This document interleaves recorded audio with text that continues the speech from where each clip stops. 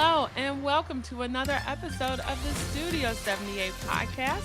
I am your host, Nache, from NacheSnow.com. That's NACHESNOW.com. If you'd like to see the show notes for this page, go over to NacheSnow.com/43. I've highlighted several points from our conversation, plus included any links that were mentioned. So head on over there and please leave me a comment. Okay, so I have Quin Gwinn on today. She's an interior designer. Before I get into her story, just another reminder for pre-order. The Life Cleanse Journal is for sale. Okay, you guys know I've been talking about this for a year, about a year, and it is active now. It is on Amazon. I am legit. So if you want to just read more about it, you can head on over to NacheSnow.com/journal. And there I just kind of break down why I did it, along with some preview photos, and then it links to Amazon, or you could just go right over to Amazon, search my name. Or you can search the Life Cleanse Journal and it'll come right up. So appreciate folks that have already pre-ordered the journal. And if you're going to pre-order it today, thank you in advance. Let's get into Quin Gwinn. So she's an interior designer, and I'll just highlight a couple of things and we'll just get right into the episode. One, I think is fascinating how she uses the left and the right side of her brain. So she does these technical and kind of conceptual work when it comes to like planning spaces. But then she also helps people with the design aspect too, like picking out colors and furniture and all of that good stuff. And by the way, she's in Charlotte, North Carolina, just in case you're looking for someone. And then we talk about like processes, right? And how when she decided to make this her full-time business, that she really needed to get her processes in place. And this is to make sure that her business is running smoothly, but also to make sure that she has time for other things. Because she explains, like, she's a wife, she has 3 kids, 5 younger siblings, like, she's got a lot going on, right? And so it's important that you have that balance. And also, we talk about how the interior design and architecture space really struggles with representation from African Americans. So, we go into that a little bit. And she talks about how the majority of her clientele are actually African Americans, and a lot of which are buying their first like custom home, and how much that means to her. And she's helping them to develop their style personally and culturally. And so, really proud of kind of what she's doing in that space. And even if you go over to our website, you can see that kind of community is really big with her. So I'm just really proud of everything she's doing. And yeah, it's just, I think she's an amazing person, and she gives us some great tips along the way for business and for personally decorating your house. So, anywho, have a listen. Hello, Quintel. Welcome to the podcast. Hi, Nache. I'm so excited to be here. Excited to have you on. Can't wait to kind of dig into your business. But even before we kind of get into that, can you just tell the listeners a little bit about your background? I am an interior designer. My undergraduate degree was interiors. I'm currently in grad school right now Mm, for a master's in interior architecture. But I came from a very technical background in commercial work. I mm, worked for a commercial firm mm. where I did community based spaces. Like I worked on churches and I worked on restaurants and community centers and Head Start facilities. And yeah, so it's kind of cool when I'm asked to share that I start out with that because a lot of people don't know. And when they think of an interiors person, they immediately think about residential spaces, the spaces we live in, not Right. necessarily commercial spaces, the other spaces that we operate in our lives. Mm. And then I'm just curious too, for like the audience out there, like, what does that entail? Is it like space planning? Is it picking out furniture, plants? Like, what was like your day-to-day job? It was very technical. So there were Mm, times where I did most of it was like maybe 75% space planning, where mm. I am in site observation for construction. So I Ah. begin by planning space that entire process, 2D drawings, long hours in AutoCAD, lots of sketching and iteration and the conceptual part about design. And then the next phase is taking it to a point where I'm turning it into construction documents. And Mm. then observations on site where I'm watching it get built and making sure they're building things the way that we've suggested them to be built. Oh, And the wow. you'd be surprised, but the finishing part of the process is in the end, right? So the part Mm. that everyone loves, like picking out textiles and lighting and furnishings, that's kind of maybe about 25% of the work. I think And that's the everybody fun. zones in on that. Yeah. Yeah, yeah, yeah. They're like, it's funny because when people talk to me about my profession, they speak about that 25% in the end, right? But not all of the technical and conceptual work that kind of goes into it. And Mm. that's understandable because that's how they experience space. They're experiencing the Right. user end and the finished product. So it's cool But for they me, don't but think about like the piping or that you decided that this would be like a brick wall or that you would cut the space up a certain way, like a bathroom would be here and it needs to be yep. Mhm. accessible and right, like all the Yep. little details. Yep. Wow. Yeah. So I had always been interested, like an artsy, crafty kind of person and kid, and I was that I kind of like art nerd kid who took all the art classes in high school and college. And I remember being in high school, my first time going to a real museum. We took a field trip to the High Museum in Atlanta, the High Museum of Art, Mm, and there was an exhibit about an architect's furniture. Um, and so it wasn't his buildings, it was about the furniture that he designed to go into the building. And I was mm, like, that was my first introduction to design, architecture, interiors, furniture. And it was that interest in furniture that kind of led me to learn, okay, what is this? What is architecture? What is an architect? Because mm, no one ever taught it growing up. And I didn't come from a family that, how can I say this? It wasn't that they didn't value a creative profession. mm, I think when I look back on it now, being older, that maybe they did not know what creativity could look like in the form of a profession and that it could be viable. They mm, wanted me to be a nurse, and I struggled with that early on. And I mm, think a lot of my peers did too. And when I speak to other Black creatives and designers, we mm. talk about that, like in our family, culturally, in our family, because a lot of our family members don't have those careers. A lot of times we don't know them. We don't know what they are and that they even exist. So, And that you could get paid for them, right? I right, know you can I make always tell this story, and my mom, she's going to be listening to this episode, so she's going to totally roll her eyes.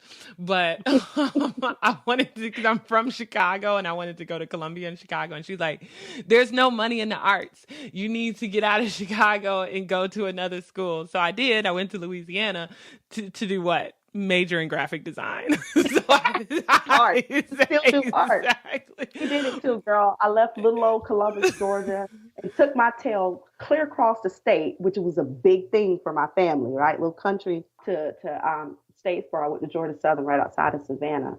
Same Mm. thing, girl. Still went to school for art. I was Right. like, okay, I'm even still going to school for art though.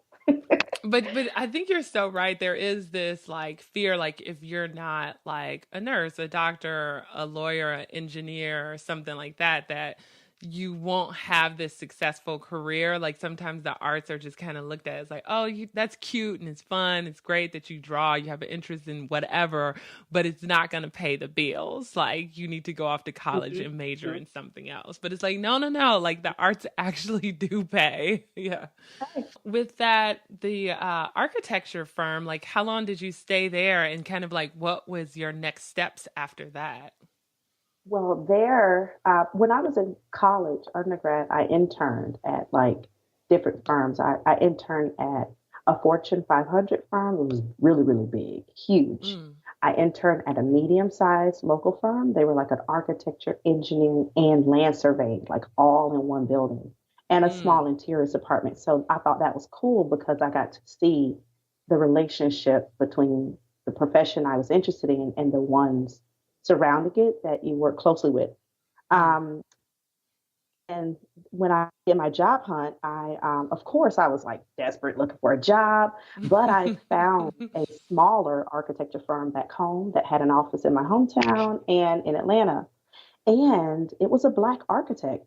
Mm. And I remember crying, right? Because literally my entire education for undergraduate and still today for graduate, you don't learn about designers and architects of color. It's not a part of the curriculum. Interesting. It's not, Wow. you will go through every kind of culture. You talk about a Japanese architect or a German architect or an English, like you will, because you study culture and history. Mm. And Mhm. even with American education, you don't study an architect of color, and that is still something today. So I had the opportunity to work with this Black architect. He had a small firm. It was about 6 people, and everybody was Black, and Mm. that was like unheard of.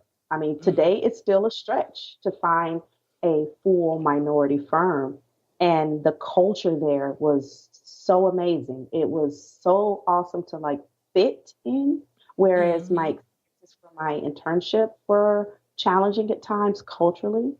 And so, and we also, the work that we did work for people that looked like us, like, Mhm. you know, centers and community spaces. And it almost was like architecture for humans and for good beyond Mhm. just aesthetics, design, and fun. And that was Mm. life changing for me because it meant Mhm. to me like, wow, this profession could change the lives of people, you know? Wow. So it kind Yeah. of inspired in that way.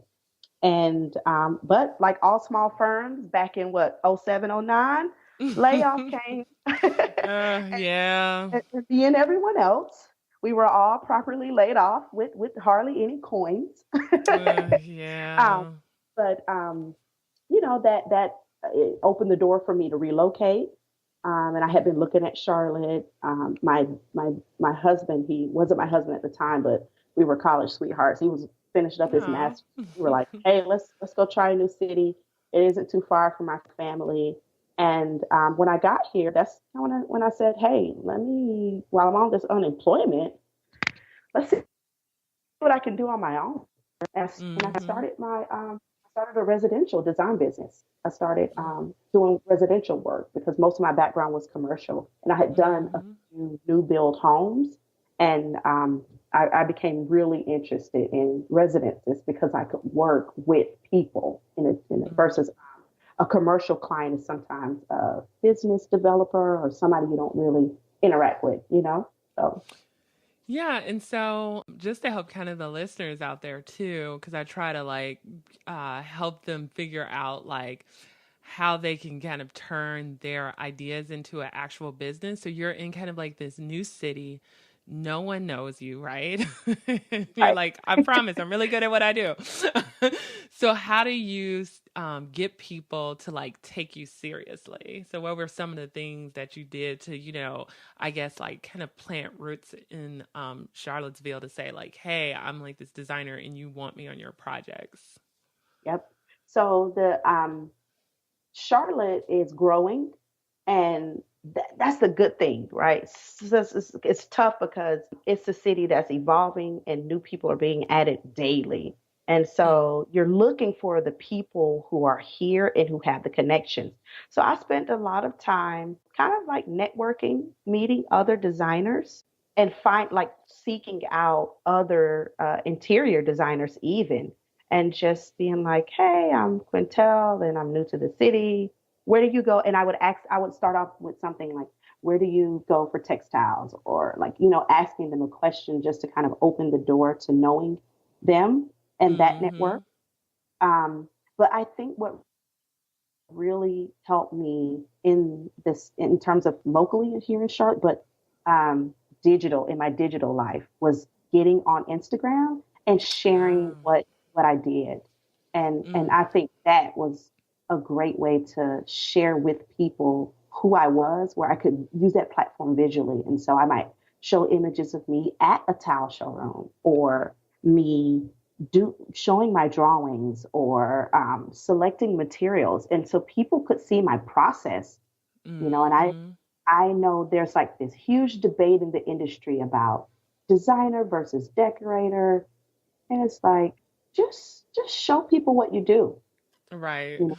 So that was big, being able to show my process, and people could kind of have a peek into the behind the scenes of my world. Because I think like sometimes like people are afraid, like, oh, they're gonna steal my idea or my technique, but what people don't realize is most people are really lazy. So they Yeah, want to yeah. see how other people do things, but they're not gonna do it, right? Like They're they not just gonna want get to up and see do it it. and be inspired by it, you know? Yeah, yeah. But even thinking about that too, like, so then it could be a gift. When I think about a sea of designers, because once you get on media, you connect with your favorite design bloggers, you meet other Yeah. design people. So half of my followers are everyday people that are not designers, but a good bit of people I'm communicating with are actually my peers. They're Mm, actually other designers. And yeah. so it was about, how can I stand out and how can I show who I am without really having to explain it? And Mm, realizing that there are so many ways aesthetically and creatively to be an interior designer. You've got mhm. different styles and different aesthetic views. So it was actually a way for me to just share my own and add it to the mix. No, I mean, I love, your Instagram feed. And so I could see how people would like gravitate to it. Now, because I've heard mixed things about like as far as Instagram, like giving people business. Did you find that it helped like find you clients, like clients saw your feed and said like, hey, I'm interested in starting a project with you? Or did it just kind of help establish your brand, so when you went to like pitch people you could be like, oh, and you could check out my Instagram feed too? Yeah, I think it was a perfect mix of both. Mm. Um, I'm a wife, but I've got 3 kids. And so, like, Mm. I live a normal life. You- I have right. 5 younger siblings. So, trust me, right? But at the time, I was trying to use my Instagram to share about the business I was building. Mm. It's only been 4 years that I've been a business. Mm. And so I was trying to share and grow. So it did. It was a way for when I met people. At the time, I didn't have a website. I was just learning everything. I wasn't media savvy, and I'm still struggling, but I'm getting there. And so when I meet people, I could say, hey, here's my Instagram, and they could immediately see that I was who I said I was, which in a creative profession, it's an important thing to be who you say you are right there in the moment. And Right. I also got clients from it. I mean, I used to do these Periscope talks where I would share design Oh tips. yeah. I would call Mm-hmm. them design scopes. I even got two from something like that. So I met Marsha, who you interviewed, the finance bar. She and I met through Instagram. She literally commented on a post and Mm. said, I have a project in mind, and sent me a DM. And then we went to email, and it grew from there.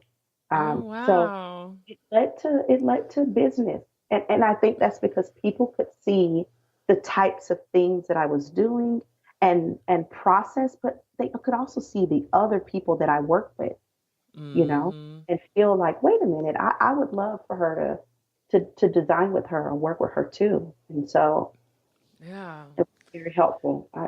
I'm social media has helped me greatly in that way. It's like a new day, right? So I'm like, what did businesses do yes, before Facebook, Instagram, and I Twitter? know. Like what? Right. So, how long, because this is another question that I get from people is like, they're like, well, how long do I stick with something before I know it's successful? And I always tell them, I'm like, you just never know. Like, sometimes you might get lucky and it's in a few months, and sometimes it might take you a year to make a profit, sometimes 2 years. Like, when did you know, like, okay, this is like a thing, like something that, I can like maybe live off of. And I'm not sure if you do something else also, or if this is your full-time business, but like when did you know like, okay, this is something I want to continue to do? Like it's worth it. So it's my full time now, but Mhm. I started off in retail. So I had a background coming out of restoration hardware. I created Mm. the home stylist program at West Elm. So working with their corporate, the time that I spent there. And Oh then yeah. I had always in my mind wanted to lead a design firm or business. And so, but I didn't know when that opportunity would present itself. And it never did. Mm. What I had to do was create a space for it to be. And Mm. so I would, when I had a full-time job, I'd work at night on things like learning about how to get clients, and some things I would teach myself through the internet. I learned social media. I would learn how to like document part of my creative process so that I could Mm. take pictures of part and then begin to kind of build from there. And it Mm. wasn't until maybe like my second year in that I knew that, okay, if I keep at this in this way and kind of focus to learning more about the business of what I'm doing, I can make it. Mhm. And I think a Yeah. lot of creative people and creative businesses or freelancers, or maybe just entrepreneurs in general, that is something that you wonder, how do I turn the thing I'm passionate about into a profit so that it's not Right. just a hobby? And it's, Mhm. I think that when you begin to embrace the business mindset, then it shifts your thinking about what you do. You don't lose your creativity. You learn and you become open to ways to expand it so it can Mhm. actually support you, Yeah. No, you I know, and that's completely hard. agree. It's super hard. It's Because I hard. always tell people too, especially like if you have like a full-time job, you're like, Hmm. oh, you have that security of that check. So you're like, well, I'm doing this other thing for fun. So if I'm not making that much money, it's okay. But in reality, you're like, you have to think differently. Like pretend as if you want to live off of this, or not even Yes. pretend, like know you want to live off of this one day and figure And out start to how you act can make income. accordingly. Yeah. Yeah. Right. And so I weaned myself off of full time. Like I would save and then Mm, pick up one client. Okay. mm, Or, and then two. And then I could go to part time because then now maybe I had three. And then maybe I had yeah. a little money Mm, enough squirreled away, you know? And then I could mhm, come off of full time and go into myself, working for myself full time. But with that, now that's that first year is struggle, you know? So with that, I gotta, when I'm doing my creative work, at the same time, build the business side of it. Like go get a business license, go get a checking account. Like these things were right. major, like for me to learn. I know. I hear business people talk. They're like, it's basic. But for me, I was a creative person. I'm like, Mhm. I just do what I love. And I had to learn so much about business. So, Yeah, it's like, I think like what people struggle with is kind of pushing past that.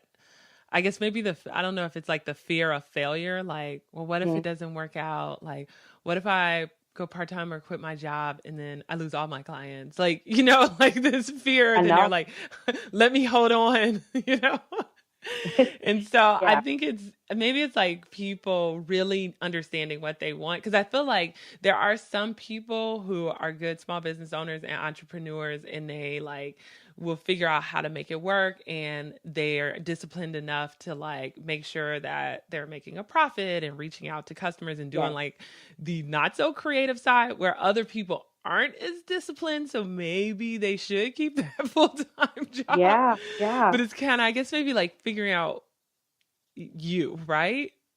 Hmm. Yep. And Yeah. how you work and how you want to work.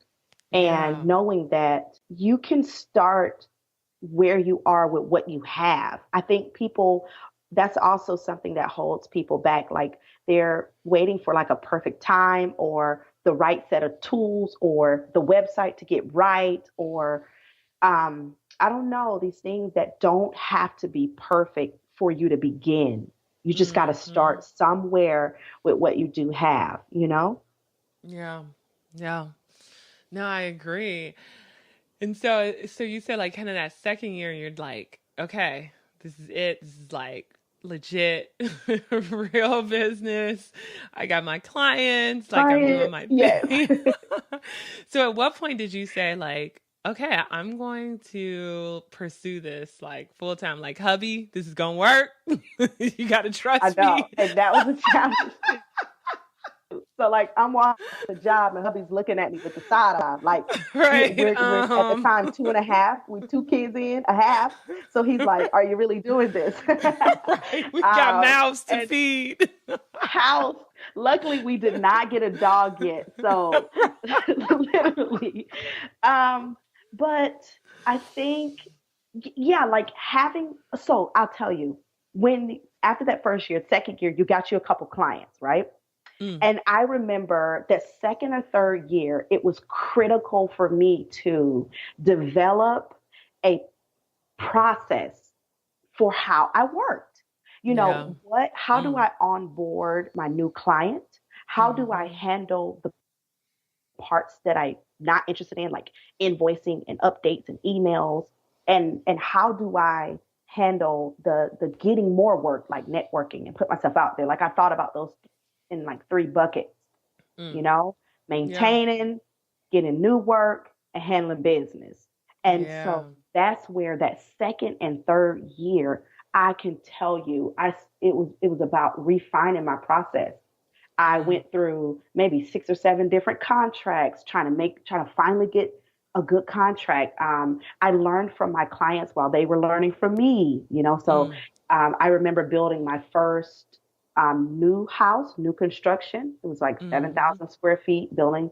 I remember having my first clients that were a couple with two kids, like a family, you know. Mm, So just really nailing down my process in terms of the creative work, but the business work as well, and how to bring in more work, how to keep this thing going. mm, So, yeah. And then, well, I'm like a tool junkie, so I'm gonna ask you like what you ended up, loving for invoicing and stuff like that. But mhm. I have a question for you for like, building new construction, right? So I think a lot of times when we think about that, or I'm just trying to put myself in the listener's position, like they think you go to like a Ryan Homes or something, and then you kind of pick like a floor plan and so forth, and you're like, okay, I want floor plan B for my single Mhm. family home. So for you, is it that people come to you and then they work through another company to get it, their house built? Like, how does that all work? Okay, so I'm the designer, and I'd be part of a team where there would be a contractor or a builder. There's a Ah. builder in the case where, okay, you've purchased a home and you maybe have six or seven plans to choose from, and you may want to alter the interiors on that plan a little. Like maybe we move this wall, change that. And then when I'm working with contractors, it's for people who are literally have just bought a piece of land. Maybe they have an architect or maybe they have plans and they're wanting to modify them. So I'm being brought in Mm. early on to alter the plans for those interiors to be custom to them. Mm. That Or makes maybe sense. they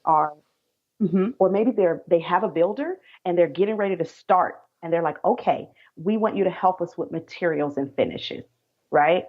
We love our Yeah. plan, but I don't know what to pick for my countertops and my walls. And he's asking me about doorknobs and lights and stuff I didn't think about. They don't tell you on HGTV.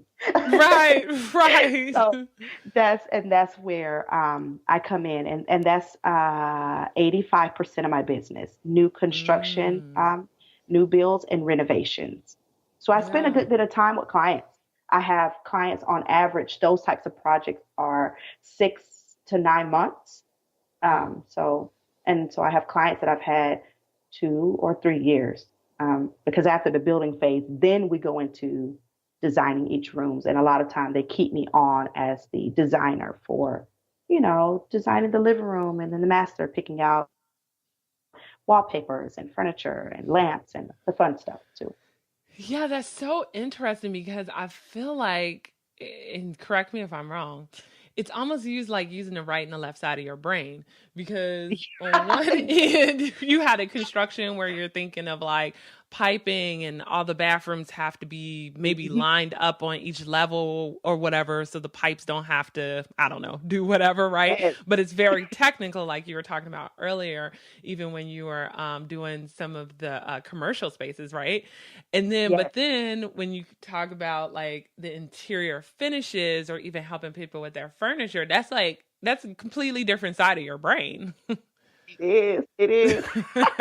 So I Like, live in between both worlds. And okay, uh, that has been an advantage for me. So when I think about how to set myself apart, that's where my education and my skill sets really stand out and allow me to be in a space that may be harder for other designers to navigate. You know, it yes. also it's important to me. I will say that 90%, maybe 95% of my clients are African American, Mm, which is important to me because this design and having an interior design is considered like a luxury service. And so mm-hmm. I am often their first experience with hiring a designer or working with a designer ever. Yeah. And I have been fortunate in this market to have a referral based business because there aren't many African American designers, and clients want to connect with somebody that can help them develop their style personally and culturally. And Mm-hmm. so that is an opportunity where I see myself being able to fill a need as a designer as well.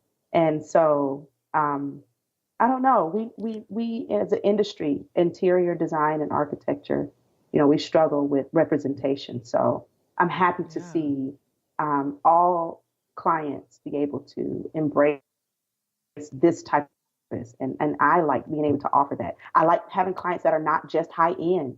I Yeah. like middle class folks like myself Right. being Doesn't able save their to pennies and just they're like, see this is how my dream right, home. right. Like, Just like right. a hairstylist. So that too, like design should be for everyone, and Yeah.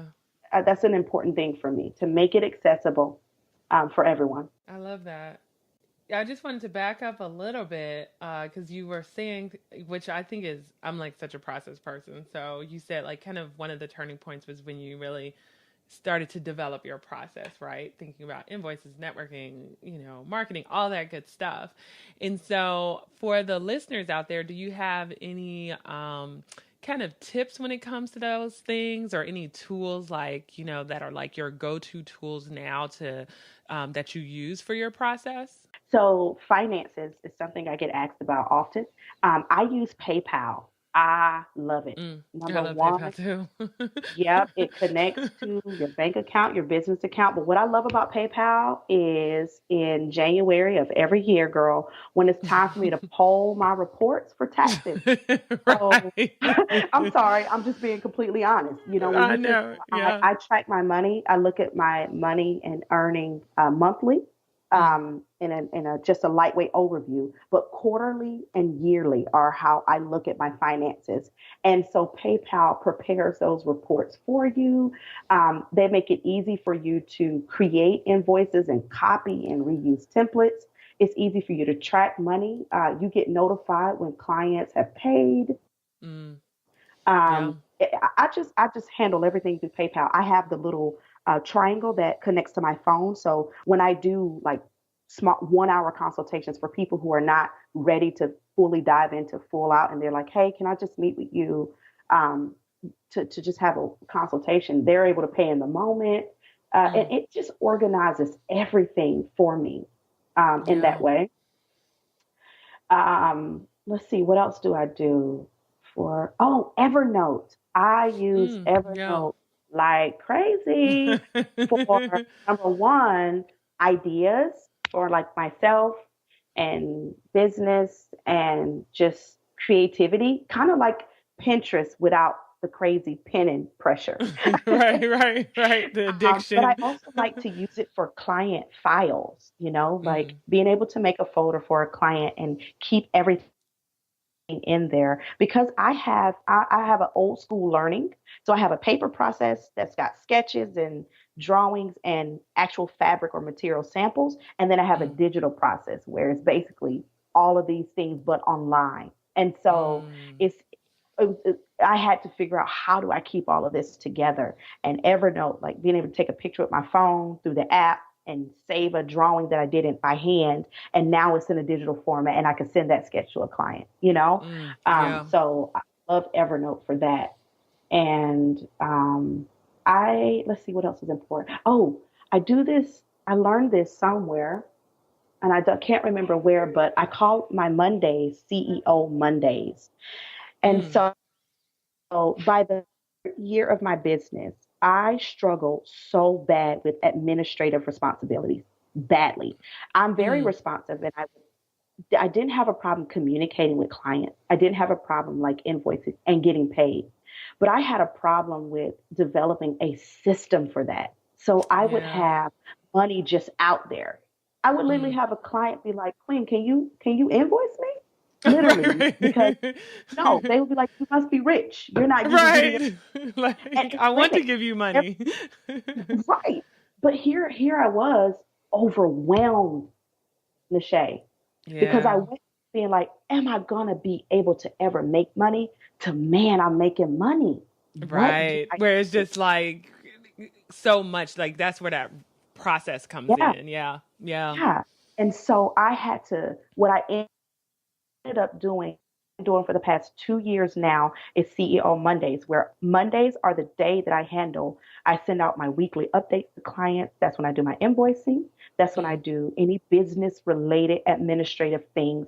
I don't schedule appointments that day. It's mm, literally like starting my day Monday with the business, the details that I don't really want to be doing, you know? mm-hmm. And then the rest of my week, I have Tuesday, Wednesday, Thursdays for client meetings and field visits and site observations and going to showrooms and material selection and such. Mm. And then Fridays are open. I have probably in the last 2 years tried my best. There have been some times, but basically I don't schedule or work on Fridays, and that's just because I have three Good kids for now, you. and so I Yeah. need because that was a problem too, Nache. I was, working late nights, like late night, Yeah. and so it's like, how do you come off that train the way you Right. get yourself get you a process nailed down and set aside schedule a way for you to be able to handle the things that are very tough for you to do without taking Hmm. away from the fun things. Yeah. So I hope Mm. that's helpful. No, that those were some amazing tips. This is great. And I love learning about people's process and the tools. Like that's like my weakness. I'm a junkie for that type of thing. So I know the audience out there, like one of the reasons that they kind of follow Studio 78 and my website is because some of them like want to improve their processes. So I think this, what you just listed out was like really helpful. Okay. So I'm gonna go. God, I can't believe it's been like 30 minutes. So I'm gonna go to the wrap up I questions. told you, Shay, when we first started, I could talk to you for hours. So you helped reel me in now.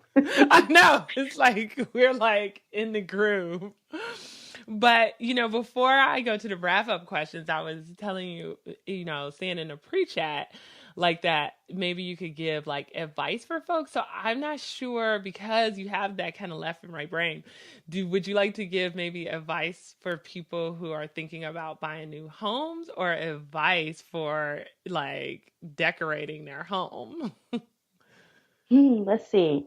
Let's see. What can I say? Okay. So I love sharing tips on like how to add a little life oh, I got a good one. Adding color.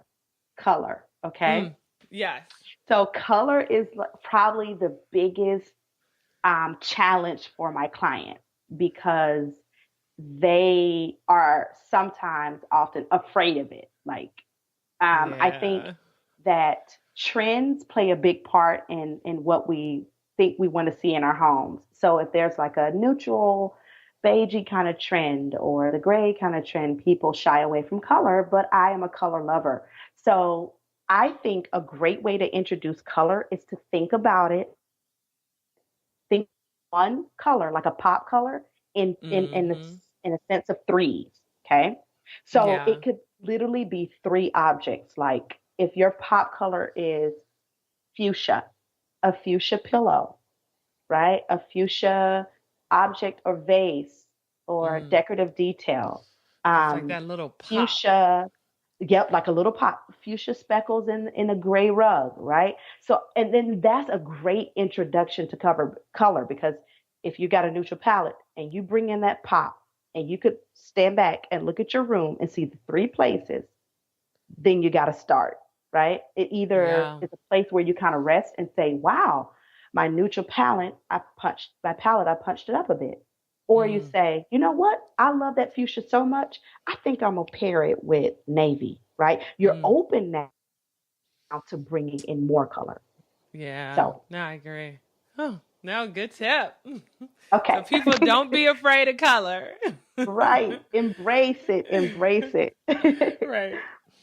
So, for the wrap up questions, the first one is: have you discovered your passion? If so, what is it? And if not, what are you doing to discover it? Let's see. I think I have. I think that I'm passionate about space and how it shapes our lives.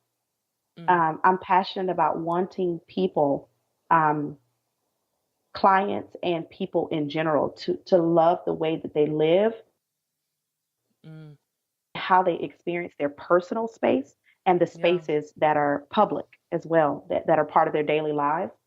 Um, Mm-hmm. and I like being able to access um, clients that are not just high end and or rich clients.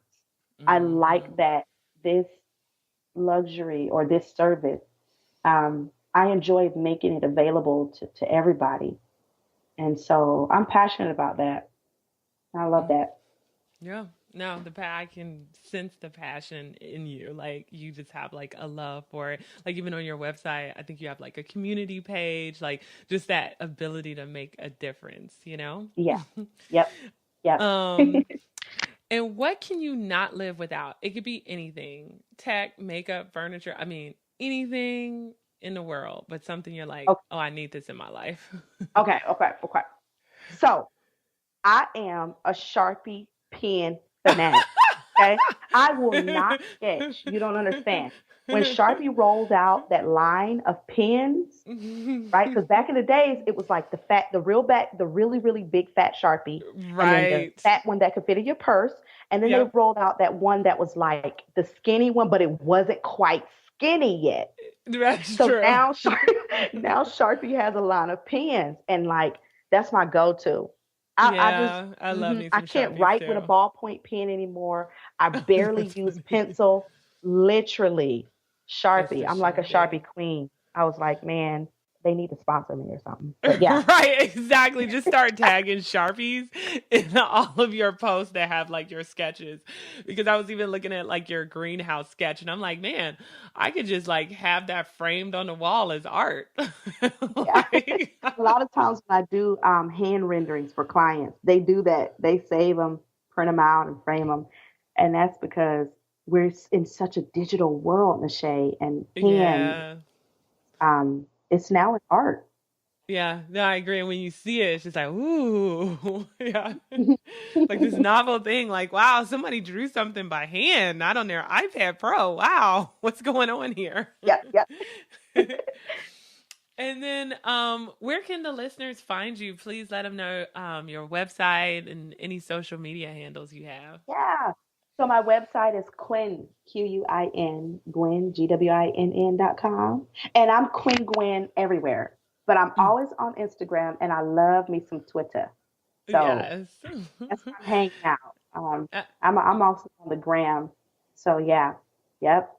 People definitely check out like her Instagram. It's like so beautiful. It makes you want to just like redecorate your house and add more plants too. It's like so earthy. I love it. Um but yeah, thank you again for coming on to the show. Really appreciate you dropping these knowledge bombs, and I can't wait to share it with the listeners. Awesome, Nache. Thank you so much for having me. All right, people, that is a wrap. What did you guys think of Quinn? Please go over to nishesnow.com/43 and, let me know your thoughts, or on social media, please respond under my post and let me know what you thought of this episode. I just want to say one thing about something that she mentioned, which was like the CEO Mondays. I thought that was like really good because when you take the time to really plan out like what your days are going to be and what you're going to focus on, you're going to get more things done. And CEO Mondays made sure that she was getting all of that business kind of administrative stuff done. And so nothing gets missed. So in your business, in your personal life, if you don't do that already, I really, really highly recommend that. Also know, I kind of discovered her through the finance bar. I think on Instagram, maybe Quinn ended up in my explore section because she's friends with the finance bar. So I have a link in the show notes to the finance bar, but then I also have a link to her episode, which was like amazing. That's like one of my more popular episodes, but it's just called, if you look in iTunes or whatever, the title starts with financial preparedness and mindset with Marsha Barnes. Great episode, but definitely I'll have a link to it in the show notes. So anyway, hope you guys got a lot out of this. Please be sure to go to nishesnow.com/journal if you're interested in a journal. And as always, if you have not already, please subscribe to the podcast on iTunes or Stitcher or whatever your podcast app of choice is. All right. And yeah, this has been fun. I have some more amazing, amazing guests coming up this season. And I think 2018, you guys, like if you had an idea that you were struggling to figure out if you should do it, like after listening to these ladies, you are going to do it. All right. Have an amazing morning, noon, and night. And I will catch you in a week. Talk to you later. Bye.